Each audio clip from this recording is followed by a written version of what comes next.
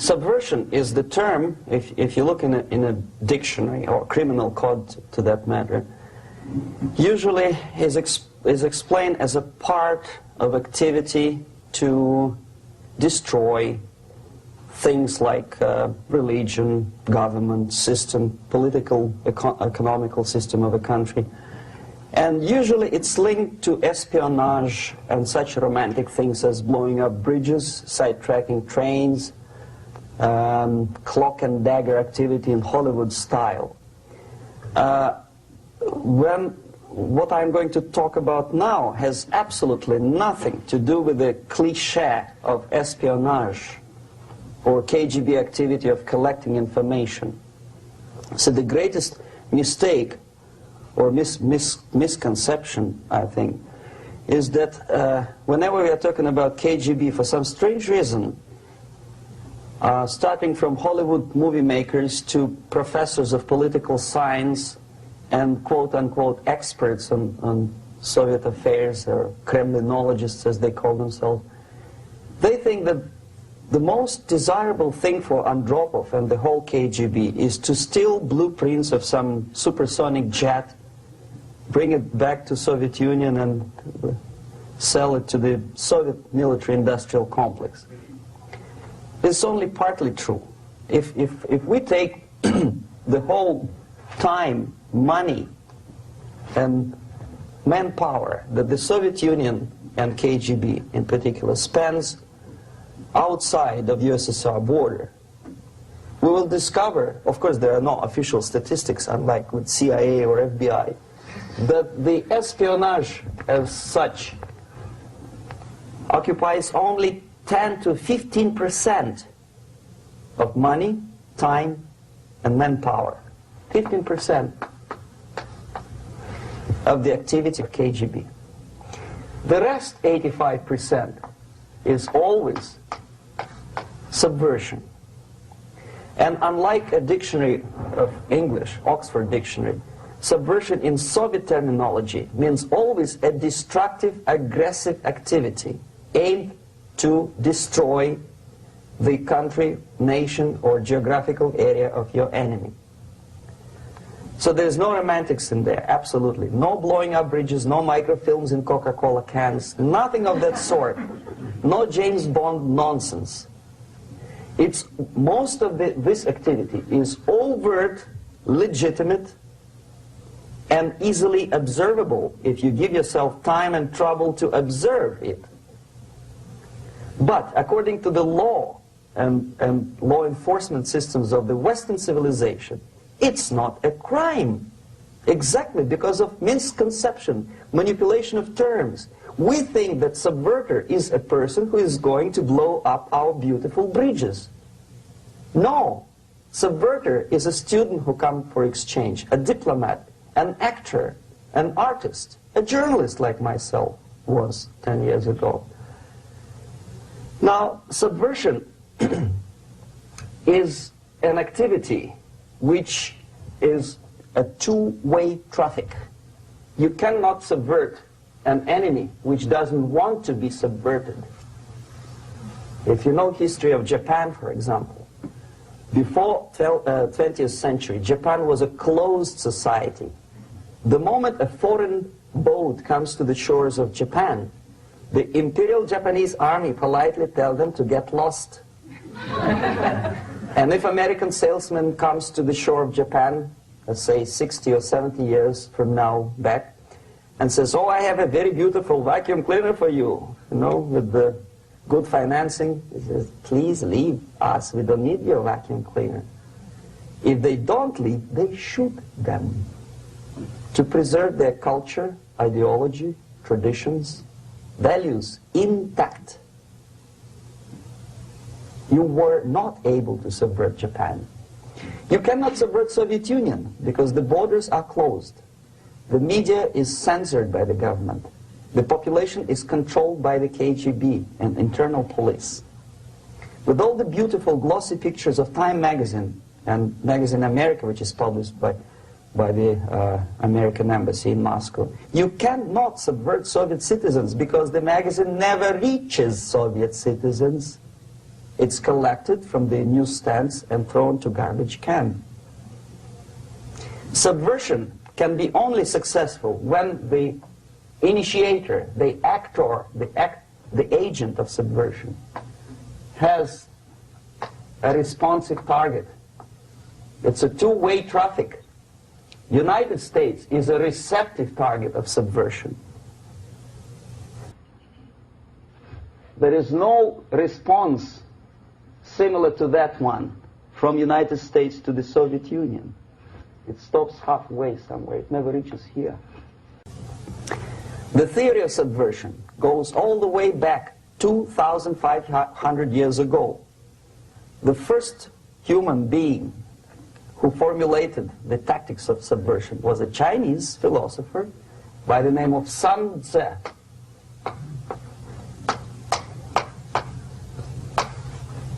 2,500 years BC. He was an advisor for several imperial courts in ancient China. And he said, after long meditation, that to implement state policy in a warlike manner, it's the most counterproductive, barbaric, and inefficient to fight on a battlefield. You know that war is continuation of state policy, right? So if you want successfully to implement your state policy and you start fighting, this is the most idiotic way to do it.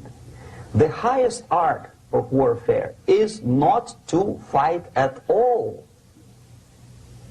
but to subvert anything of value in the country of your enemy, until such time that the perception of reality of your enemy is screwed up to such an extent that he does not perceive you as an enemy, and that your system, your civilization, and your ambitions look to your enemy as an alternative, if not desirable, then at least feasible.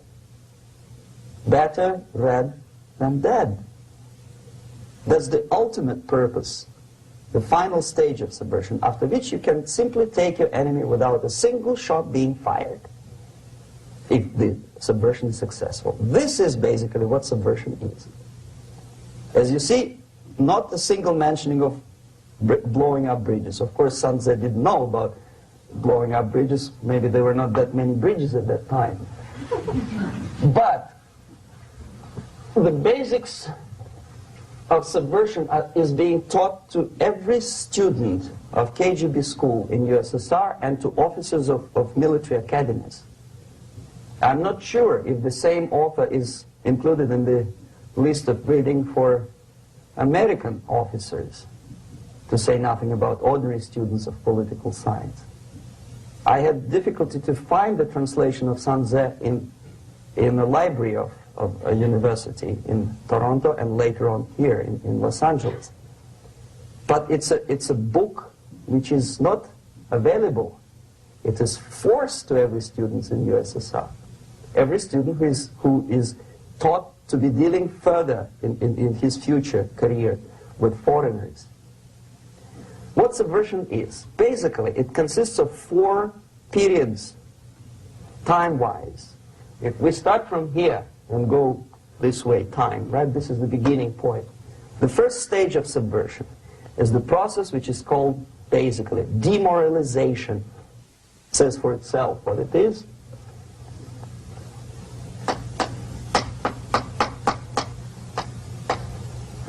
It takes from, say, 15 to 20 years to demoralize a society. Why 15 or 20 years? This is the time sufficient to educate one generation of students or children. One generation. One lifetime span of a person, a human being, which is dedicated to study, to shaping up the outlook, ideology, personality. No more, no less. Usually it takes from 15 to 20 years. What it includes? It includes influencing, or by various methods, infiltration, propaganda methods, direct contacts, doesn't really matter. I will describe them later. Of various areas where public opinion is formulated or shaped. Religion, educational system, social life, administration, law enforcement system, military, of course, and labor and employer relations, economy. Okay? 5 areas. I will not write them down because we will not have enough space. Sometimes when I describe all the methods, students ask me a question, are you sure this is the result of the Soviet influence? Not necessarily. You see, the tactic of subversion, about which I'm talking, is similar to the martial art, the Japanese martial art. If some of you are familiar with that tactic, probably you will remember that if an enemy is bigger and heavier than yourself, it would be very painful to resist his direct strike. If a heavier person wants to strike me in the face, it would be very naive and counterproductive to stop his blow. The Chinese and Japanese judo art tells us what to do. First to avoid the strike, then to grab the fist and continue his movement in the direction where it was before, right? Until the enemy crashes in the wall. You see? So, what happens here? The target country obviously does something wrong. If it's a free democratic society, there are many different movements within the society. There obviously, in every society, there are people who are against this society. They may be simple criminals, ideologically in disagreement with the state policy, conscientious enemies, simply psychotic personalities who are against anything, right? And finally, there are a small group of agents of a foreign nation, bought, subverted, recruited, right?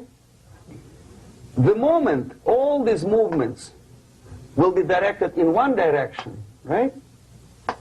This is the time to catch that movement and to continue it until the movement forces the whole society into collapse, into crisis, right? So that's exactly the martial art tactic. We don't stop an enemy. We let him go. We help him to go in the direction we want them to go. Okay? So, on the stage of demoralization, obviously there are tendencies in each society, in each country, which are going to opposite direction from the basic moral values and principles. To take advantage of these movements, to capitalize on them, is the main purpose of the originator of subversion. So we have religion, we have education, we have social life, we have power structure, we have labor relations, unions, and finally we have law and order. 1, 2, 3, 4, 5, 6. Okay? These are the areas of application of subversion. What it means exactly? In case of religion, destroy it, ridicule it, replace it with various sects, cults, which bring people's attention, faith, whether it is naive, primitive, doesn't really matter. As long as the basically accepted religious dogma is being slowly eroded and taken away from the supreme purpose of religion, to keep people in touch with the supreme being, that serves the purpose. Therefore, replace it, accepted, respected religious organizations with fake organizations. Distract people's attention from the real faith and attract them to various different faiths. Education. Distract them from learning something which is constructive, pragmatic, efficient. Instead of mathematics, physics, foreign languages, chemistry, teach them history of urban warfare, natural food, home economy, your sexuality, anything, as long as it takes you away, okay, Social life. Replace traditionally established institutions and organizations with fake organizations. Take away the initiative from people. Take away the responsibility from naturally established links between individuals, group of individuals, and society at large, and replace them with artificially, bureaucratically controlled bodies. Instead of social life and friendship between neighbors, establish social workers institutions. People who are on payroll of whom? Society? No. Bureaucracy. The main concern of social workers is not your family, not you, not social relations between groups of people. The main concern is to get the paycheck from the government. What will be the result of their social work doesn't really matter. They can develop all kind of concepts to show to the government and to the people that they're useful. Okay, away from the natural links, power structure. Okay, the natural bodies of administration, which are traditionally either elected by people at large or appointed by elected leaders of society, are being actively substituted by artificial bodies. The bodies of people, groups of people, whom nobody elected. Never. As a matter of fact, most of the people don't like them at all, and yet they exist. One of such group is media. Who elected them? How come they have so much power? Almost monopolistic power on your mind. They can rape your mind. But who elected them? How come they have a nerve to decide what is good and what is bad for the elected by you, president, and his administration? Who the hell are they? Spiro Agnew, who was hated by the liberal left, called them a bunch of enfeebled snobs. And that's exactly what they are. They think they know. They don't. The level of mediocrity. In a big establishment like New York Times, Los Angeles Times, major television network, you don't have to be excellent journalist. You have to be exactly a mediocre journalist. That's easier to survive. There's no competition anymore. You have your good, nice income, $100,000 a year. That's it. Whether you are better or worse doesn't really matter anymore. As soon as you're smiling to the camera and do your job. That's it. No more competition. Power structure slowly is eroded by the bodies and groups of people who do not have neither qualification nor the will of people to keep them in power, and yet they do have power. Okay. Together with that, there is another process. Law enforcement, law and order organization and structure is being eroded. For the last 20, 25 years, if you see old movies and new movies, you can see that in new movies, a policeman, an officer of the United States Army looks dumb, angry, psychotic, paranoid. A criminal looks nice, kind of, well, he smokes hash and shoots the whatever drug, but basically he's a nice human being. He's creative. And he's unproductive only because society oppresses him. Whereby a general of Pentagon is always, by definition, a war maniac. A policeman is a pig, rude policeman. He abuses his power. No? A generalization like that.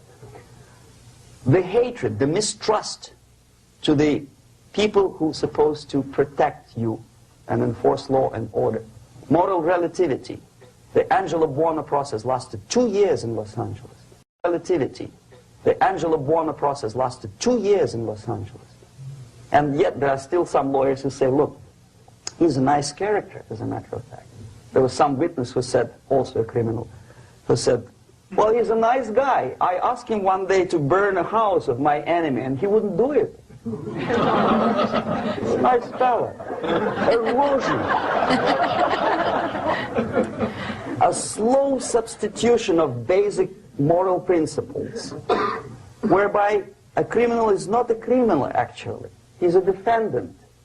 Even if his guilt is proven, there is still a doubt to kill or not to kill, to be or not to be. Thou shalt not kill, yes, but this line may not necessarily be applicable to a murderer.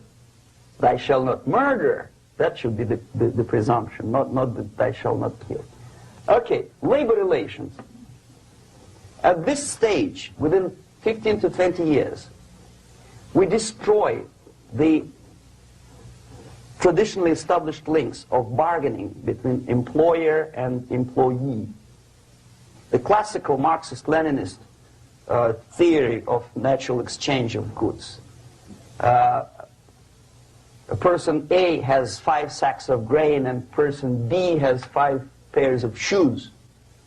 And the natural exchange without money is when they bargain between each other.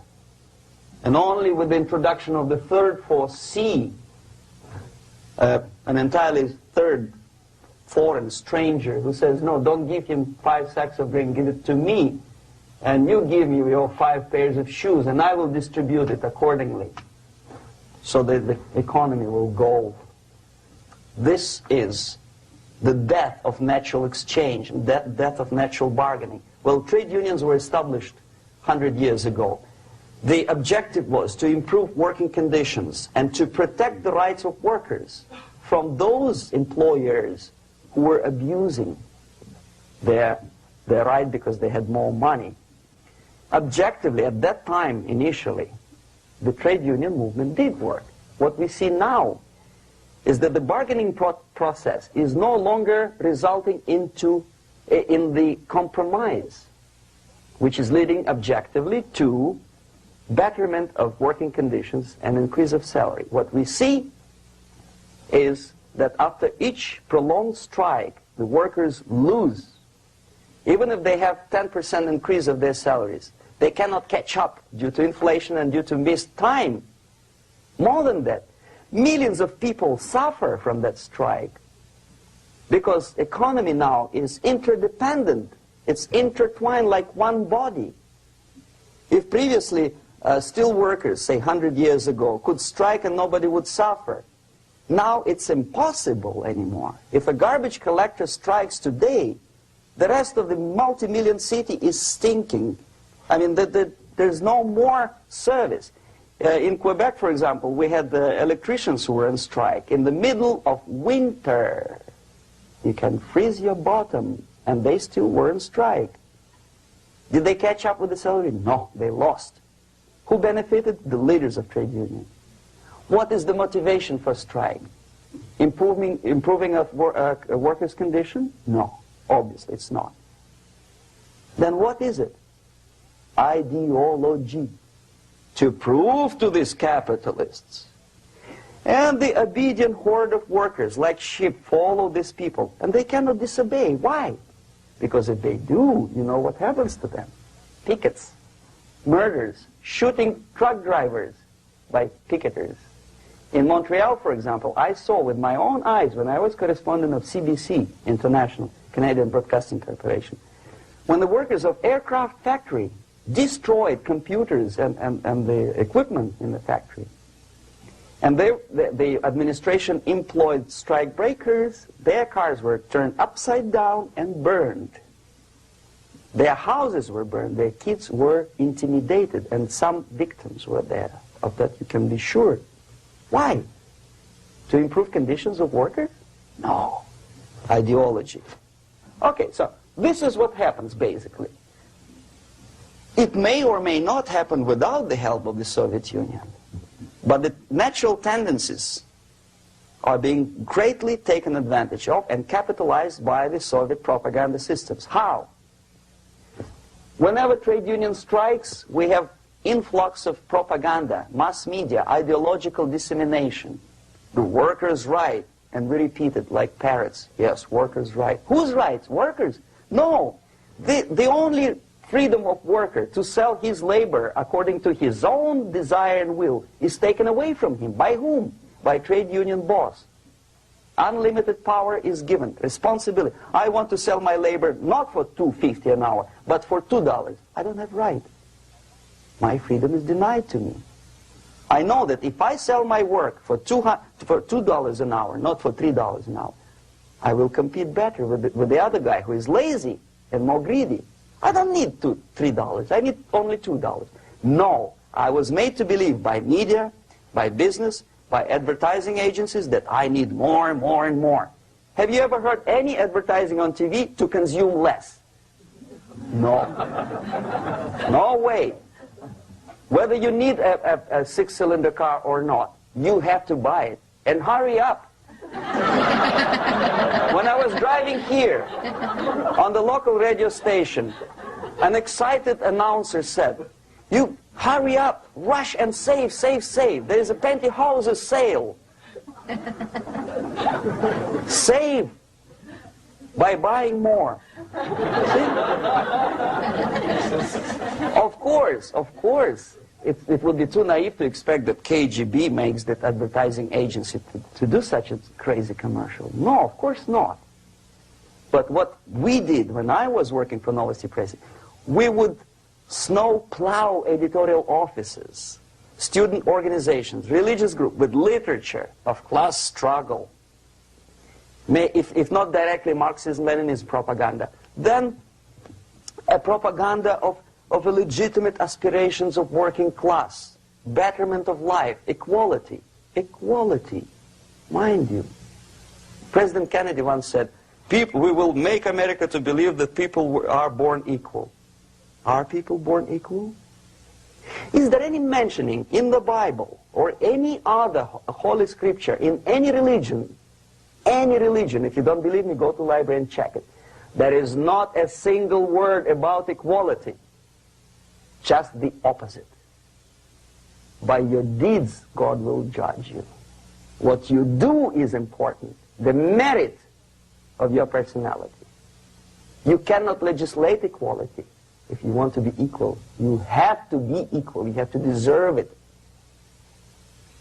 And yet we build our society on the principle of equality. We say people are equal. We know it is false. It's a lie. Some people are tall and stupid. Others are short, bold, and clever.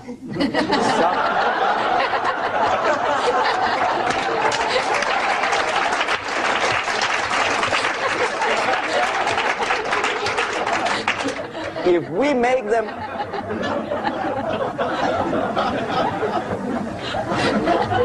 make them equal by force,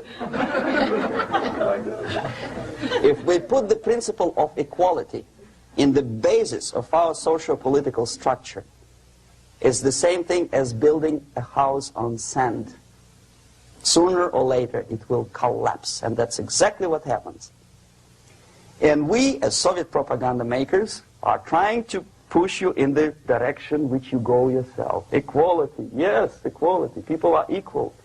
Land of equal opportunities. Is it true or not? Think about it.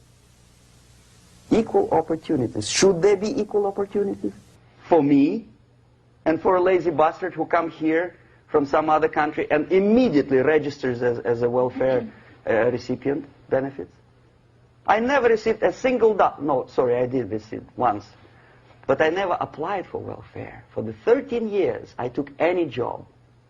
Security guard, journalist, taxi driver, anything.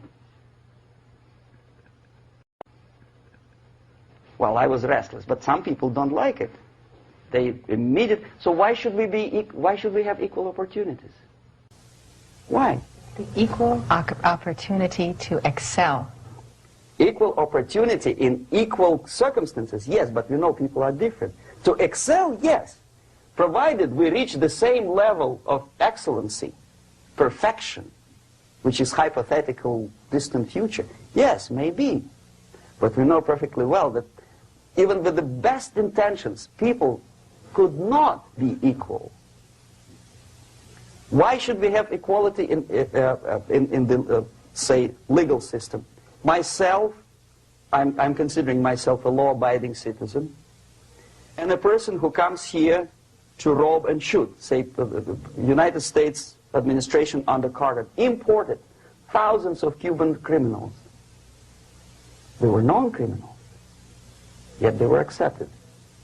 Do you think it's fair if myself and my wife from Philippines, who work like a, excuse me, horse as a lab technician in the hospital, should have the same rights as a criminal from Cuba?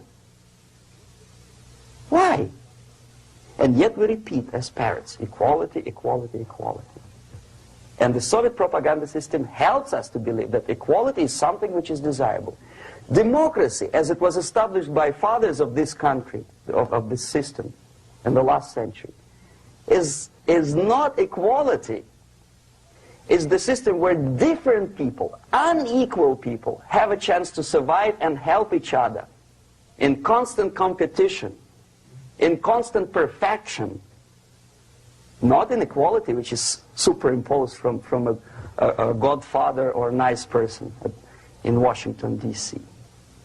And the absolute equality exists in Soviet Union, quote-unquote equality. Everybody is equal in dirt, except some people are more equal than the others in Politburo.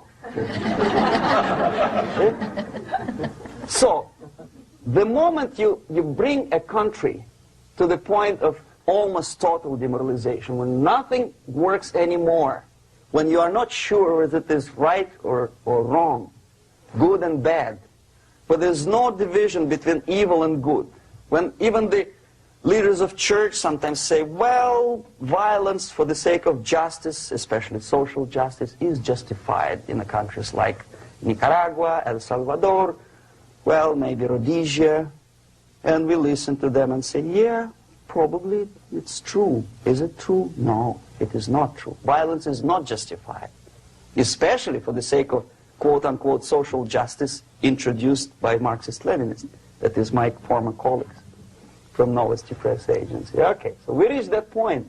The next step is destabilization.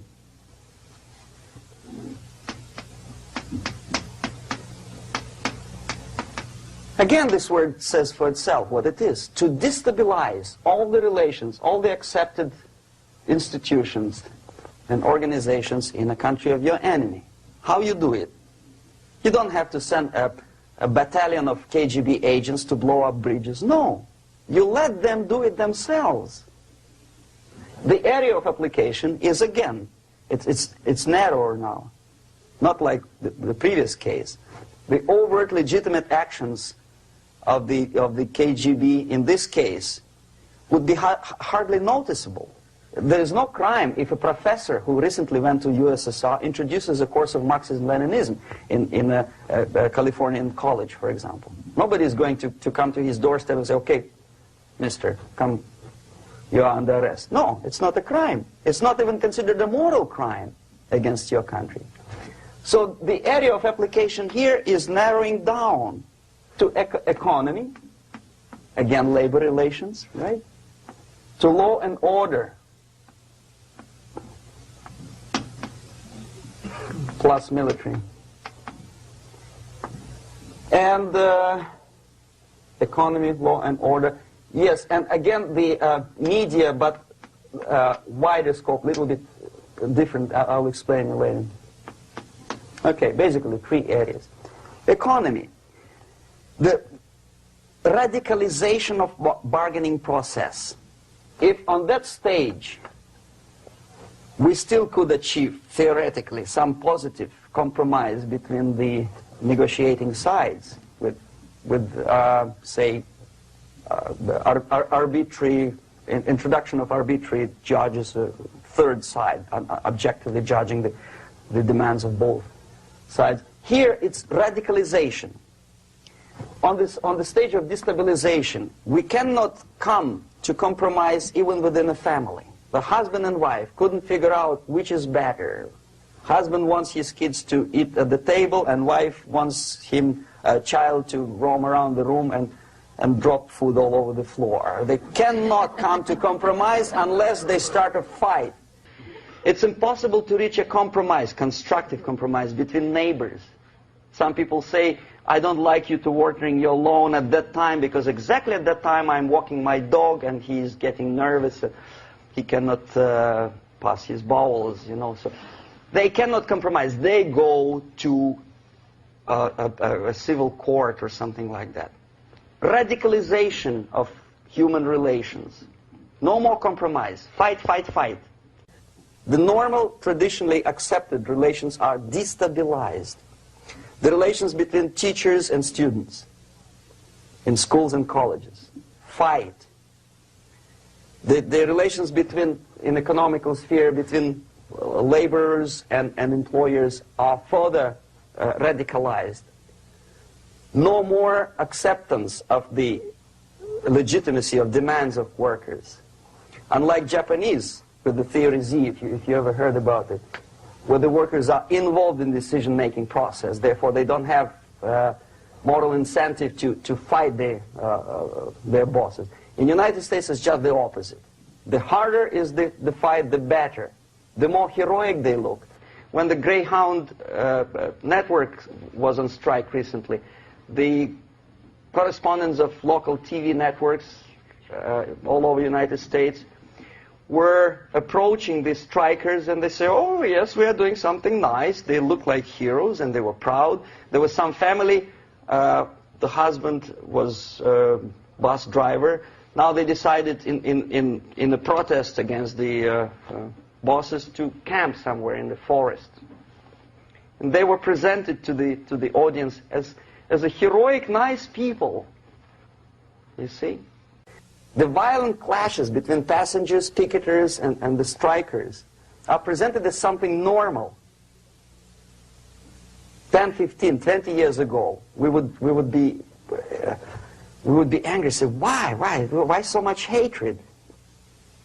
Today we are not. We say, well, it's commonplace. Radicalization, militarization sometimes. As I explained on that stage, I took a step a little bit further. Shooting people. Okay, law and order now also is pushed into the area where previously people settled their differences peacefully and legitimately. Now we are getting with this court cases in the smallest irrelevant cases. We cannot solve our problems anymore. The society at large becomes more and more antagonistic between individuals, between groups of individuals, and the society at large. The media puts himself in the opposition to the society in general, at large. Separate, alienated. Okay? On that stage, you remember I was talking a couple of hours ago about the sleepers. That's when the students from, say, United States, if they are trained in Lumumba University, or developing nations, that's the students I was dealing with, are being sent back from the Soviet Union here. Or if they were already in the United States, in the country, which is the object of subversion, they spring to action. The sleepers go up. They slept for 15 to 20 years. Now they become leaders of groups, preachers, I don't know, public figures. Prominently they act. They actively include themselves in a political process. All of a sudden we see a homosexual. 15 years ago he did his dirty job and nobody cared. Now he makes it a political issue. A political issue. He demands recognition, respect, human rights, and he rallies a large group of people. And there are violent clashes between him and police, his group and ordinary people, no matter what. It's black against white, yellows against green, doesn't matter where his division line goes. As long as this group come into antagonistic clash, sometimes militantly, sometimes with firearms, that is destabilization process. The sleepers, many of whom are simply KGB agents, become leaders of the process of destabilization. Doesn't mean that Comrade Andropov sends Comrade Ivanov to the United States. The person who takes care is already here. He is a respected citizen of the United States. Sometimes he gets money from various foundations for his legitimate struggle for, I don't know, human rights, women's rights, kid lib, prison lib, whatever. There are sympathetic Americans who donate their money to him. This stabilization process usually leads directly to the process of crisis. In case of developing nations, that's the area where I was active. The process starts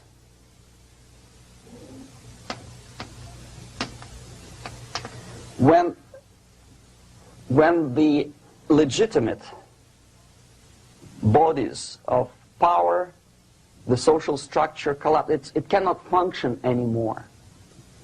So instead, we have artificial body injected into society, such as non-elected committees. You remember I was talking about them here. Social workers who are not elected by people, media who are self-appointed rulers of your opinion, some strange groups which claim that they know how to lead society forward. They don't usually. All they care is how to collect donations and sell their own concocted ideology, mixture of religion and ideology. Here, we have all this artificial body claiming power. If the power is denied to them, they take it by force. In case of Iran, for example, all of a sudden we have revolutionary committees. What kind of revolution? There was no revolution yet, and yet they had the committees. They were taking power of judgment. They had the power of execution, they had the power of legislation, and that they had the power of judicial. All of them combined in one person, who is half-baked intellectual, sometimes graduated from Harvard University or Berkeley. He comes back to his country and he thinks that he knows the answer to all the social, economical problems. Okay? Crisis is when society cannot function anymore productively. It collapses, obviously. That's the word for crisis. So therefore, the population at large is looking for a savior. The religious groups are expecting a messiah to come. The workers say, we have family to feed.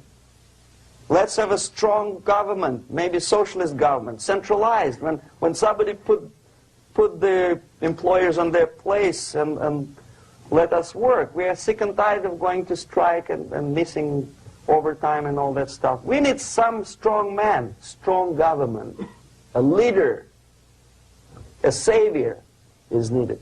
Population is sick and tired already. And here we are. We have a savior. Either a foreign nation comes in, or the local group of leftists, Marxists, no matter what they call themselves, Sandinista, a reverend or some sort, Bishop Muzureva, like in Zimbabwe, doesn't matter. A savior comes and says, I will lead you. So we have two alternatives here. Civil war, an invasion. Okay? See how it goes? Civil war, we know what it is. Lebanon is the best example. The civil war, which was artificially implanted in Lebanon by injection of force of PLO, Palestinian Liberation Organization. Invasion we have in many other countries like Afghanistan, name any East European country, it was invaded by the Soviet army. But the result is the same. The next stage is normalization. Normalization is a very ironic word, of course. It is borrowed from 1968 situation in Czechoslovakia, when the Soviet propaganda and after them New York Times declared the country is normalized. The tanks moved into Prague, so there's no more Prague Spring, there's no more violence. Normalization. At that stage, the self-appointed rulers of the society don't need any revolution anymore. They don't need any radicalism anymore. So this is the reverse from destabilization. Basically, it is stabilizing the country by force. So all the sleepers and activists and social workers and liberals and homosexuals and professors and Marxists and Leninists are being eliminated physically sometimes. They've done their job already. Okay? They are not needed anymore. The new rulers need stability to exploit the nation, to exploit the country, to take advantages of the victory. Okay? So no more revolutionaries, please. And that's exactly what happens in a number of countries. You remember Bangladesh? This is the crisis in which I was instrumental. First they had Mujibur Rahman. In 1971, he was the leader of People's Party, Awami League, with mustache like Stalin. He was in Russia many times. In 5 years, he was shot by his former colleagues, Marxists. He fulfilled his function. In Afghanistan, it happened 3 times. First there was Taraki, then there was Amin, now there's Babrak Karmal. They killed each other successively, one after another. The moment he fulfills his duty, the first one demoralized country, the second destabilized, the third one brought it to crisis. Goodbye, comrades. Babrak Karmal comes from Moscow and put into the seat of power. Same thing happened in Grenada recently. Maurice Bishop, Marxist, was killed by Austin, what's his name, General something, who was also a Marxist. Right? So no more revolutions, please. Normalization now. From now on, no more strikes, no more homosexuals, no more women lib, no more kid lib, no more lib, period. A good, solid, democratic, proletarian freedom. That's it. Now, to reverse this process takes enormous effort. When today, United States had to invade Grenada to reverse the process of subversion. Some people say, boy, this is not good, it's not kosher to invade the beautiful country, island of Grenada. Well, why didn't you stop the process here, when Grenada was just approached by leftists? Why not to prevent Maurice Bishop to come in power in the first place? Did Grenadians want him? Very questionable. They didn't know who was Maurice Bishop in the first place. He came to power by coup d'etat himself. Okay? No, we let the situation develop further and further and further until the crisis and normalization very soon. And then the United States decided to invade country, discovering that the country was absolutely a military base for the Soviet Union. Of course it's a drastic measure. Of course it's a pity that Marine Corps had to lose, what, 17 lives. Very bad. Why not to stop the process before it comes to crisis? Oh no, intellectuals will not let you. It's interference into domestic affairs. They're very careful not to let American administration to interfere in domestic affairs of Latin American countries. They don't mind Soviet Union interfere in these affairs. Okay. So to reverse this process, from here, it takes only and always military force. No other force on earth can reverse this process at this point. At this point, it does not take military invasion of the United States Army. It takes strong action, like in Chile. A CIA covert involvement to prevent the savior from outside to come into power and to stabilize country before it erupts into civil war. Stabilize country before it erupts into civil war. Okay? Support the right-wing conservative forces. By money, by crooks or love, doesn't matter. Stabilize the country. Don't let the crisis develop into civil war or invasion. Oh no, your liberals will say it's against the law. The Congress will not appropriate money for covert actions of CIA. Why not? Should we wait till the normalization come and Soviet tanks land in Los Angeles airport? Now, at that point, at the point of destabilization, also the process could be reversed. Again, easily than this. No CIA involvement at this point. You know what it takes here? Restriction of some liberties for small groups which are self-declared enemies of the society. As simple as that. Oh no, the media and liberals will tell you this is against the American Constitution. How can we by force deny the civil rights to criminals, for example. It's not good. Okay? So we allow them to... Okay, if you allow the criminals to have civil rights, go on and bring the country to the crisis. This is a bloodless way to do. Curb the rights. I mean, not to put them in prison. No, I'm not talking about putting all the gays from San Francisco in the concentration camp. Do not allow them to take political force. Do not elect them to the seats of power, whether it is municipality level, state level, or federal level. It has to be beaten in the heads of American voters that a person like that in the seats of power is an enemy. Do not be afraid of this word. It is an enemy. If he is not an enemy here, he will be here. Later on, he will be shot, of course. But at this point, he is an enemy. Okay? You are doing great service by denying him a right to capitalize on his own crazy ideas and become a powerful man, a man who uses the seat of power. Restriction of certain freedoms and permissiveness at that point would prevent sliding into crisis and probably will return the process of destabilization. To curb unlimited power, monopolistic power of trade unions, here, at that point, would save economy from collapsing. To introduce a law to stop private companies of raping public opinion's mind in the direction of consumerism. No company must have a right to force you into buying more unless you want it. There must be a law. You want to advertise your car? Okay. But not a single mentioning of buying it now and saving money. It must be against the law to force people to consume more.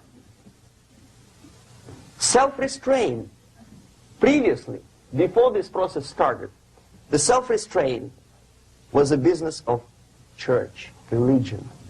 Because our preachers, the fathers of church, would tell us, material values are good, but it's not the prime function of human being. Because you have to live with something. Obviously, the design for our life is not to consume more deodorants. There must be something greater. If such a complicated instrument as human body was created, obviously there must be some higher purpose for that. And it's very easy to avoid destabilization by denying the greedy companies one little freedom, one little liberty, forcing you into turning yourself into processors of unwanted products and goods. They turn you into machines, like the worm who there's inlet and outlet. So, and how long an average appliance lasts these days? Less than a year. Why? Where's workmanship? Oh, we want you to buy more. Okay.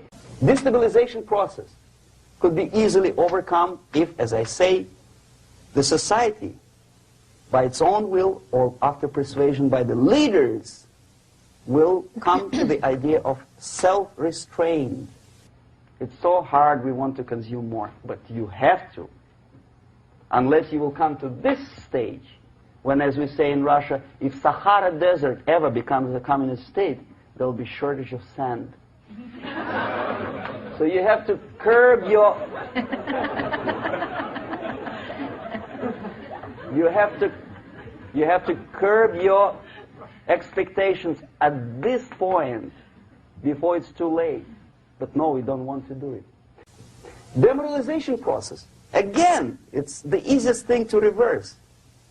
First of all, by restricting import of propaganda. The easiest thing to do. Unlimited, unrestrained import of Soviet literature, Soviet journalists, giving Soviet propaganda and ideological agitators equal time on American TV network. It has to be stopped. And it's easy. They won't be offended, mind you. As a matter of fact, they will respect America more. But when my former colleague Vladimir Posner appears on Nightline and Ted Koppel asks him, well, Vladimir, what do you think about this? And that? What can he think? He is an instrument of propaganda. He thinks what Comrade Andropov tells him to think. He is just a nice, articulate mouthpiece of the Soviet subversion system. And Ted Koppel makes you believe that my friend Vladimir Posner thinks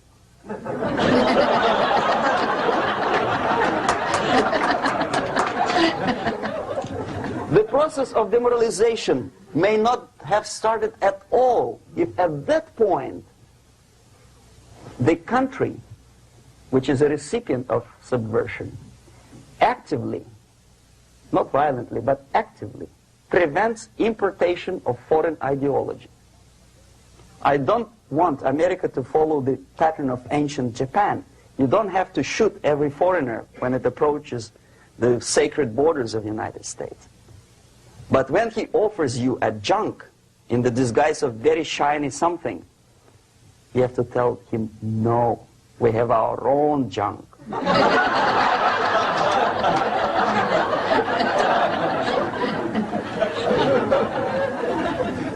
If at that point the society is strong, brave, and conscientious enough to stop importation of ideas which are foreign, then the whole chain of events could be prevented. Recently I've been to Philippines, and I was shocked how in big cities like Manila, children listen to deafening music. A melodious nation with long traditions of good, nice ethnic music, introduced by Spanish long time ago, maybe 2 centuries, 3 centuries ago, I don't remember how long. All of a sudden listen to musical garbage, blasting their radios at full blast, at full volume. Why?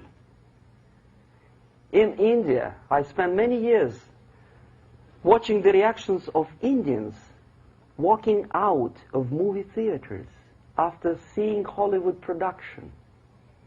They couldn't figure out why Americans are so wasteful. They smash their cars, their shiny cars, every 5 minutes. How come they shoot each other for $500,000? Is it true that they're so obsessed with sex?